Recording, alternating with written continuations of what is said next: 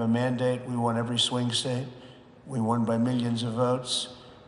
We won 2,750 districts. We call them districts.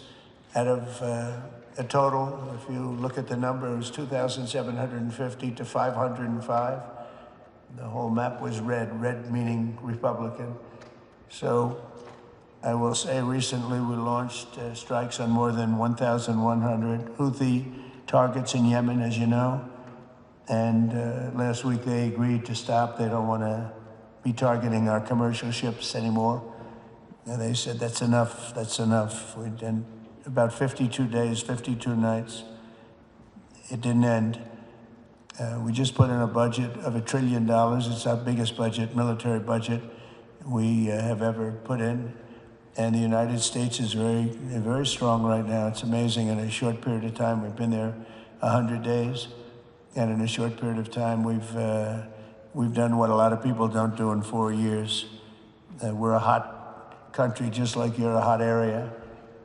And we're going to keep it that way. In Gaza, my administration shares the hope of so many in this region for future of safety and dignity of the Palestinian people.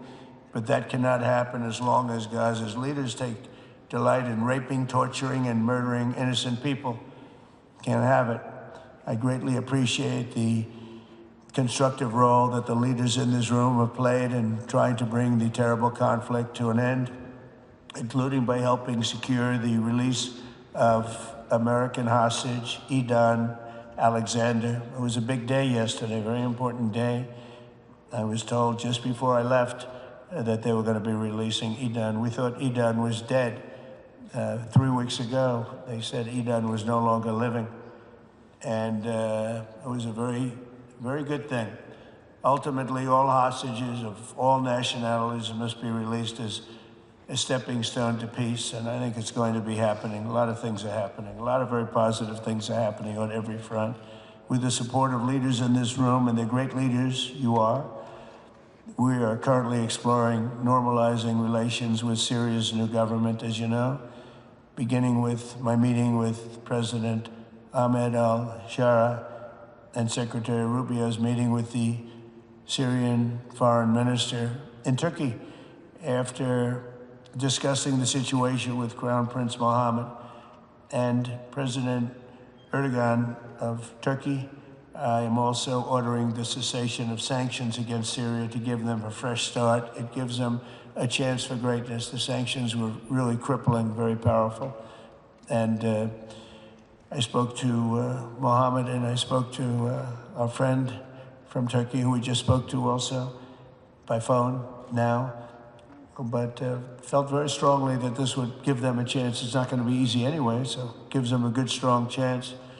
And it was my honor to do so. So we will be dropping all of the sanctions on Syria, which I think really is going to be a good thing. And we made a speech last night, and that was the thing that got the biggest applause from the room. We had a very crowded room with thousands of people, and the statement that got the biggest applause was dropping the sanctions on Syria. Likewise, in Lebanon, there's a new chance for a future free from the grip of Hezbollah terrorists if the new president and prime minister can rebuild an effective Lebanese state. We just appointed a very good ambassador, a friend of mine who's Lebanese, and I didn't even know that. And I said, why do you want to be the ambassador to Lebanon? That could be dangerous. He said, I don't care. I grew up there. I love the country.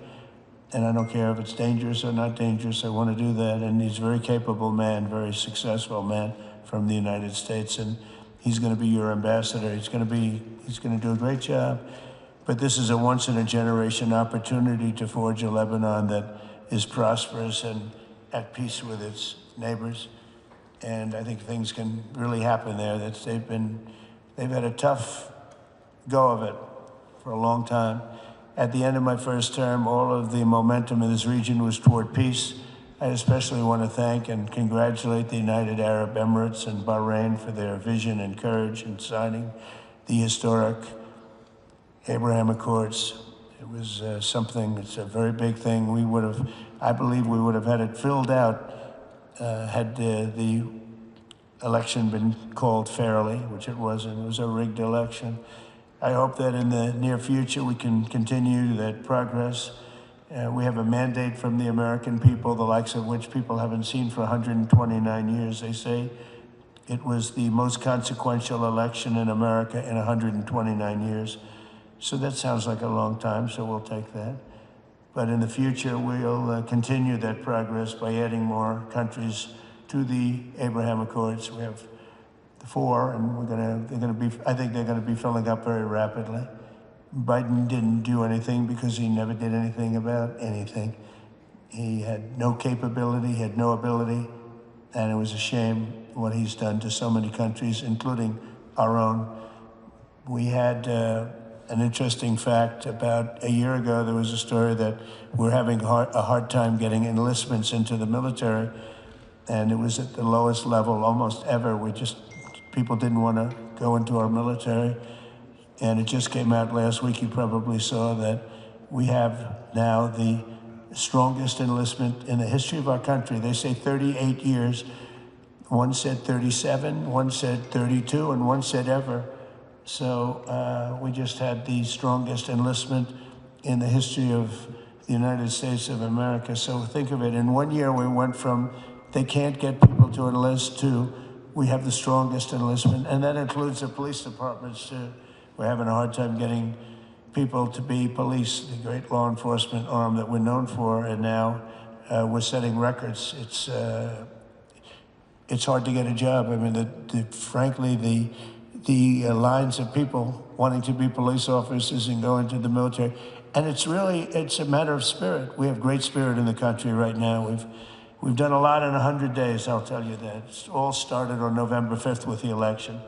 But a stable and peaceful Middle East will be a successful and prosperous Middle East, and that's what you've done, and that's what you're doing. And, you know, it's amazing because when I was here last, it was fine, it was doing good.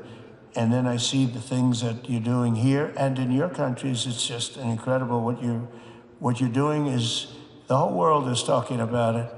The whole world is watching us. Look at all the news over there, the fake news. Look at them.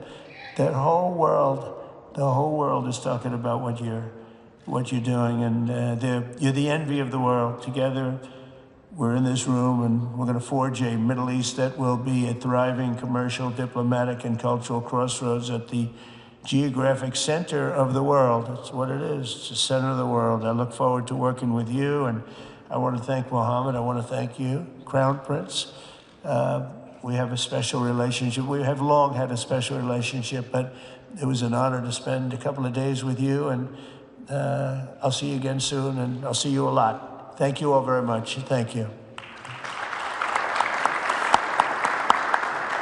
شكرا فخامة الرئيس على كلمتكم. الآن أدعو جلالة الملك حمد بن عيسى خليفة الملك والملك التحرير للقائمة.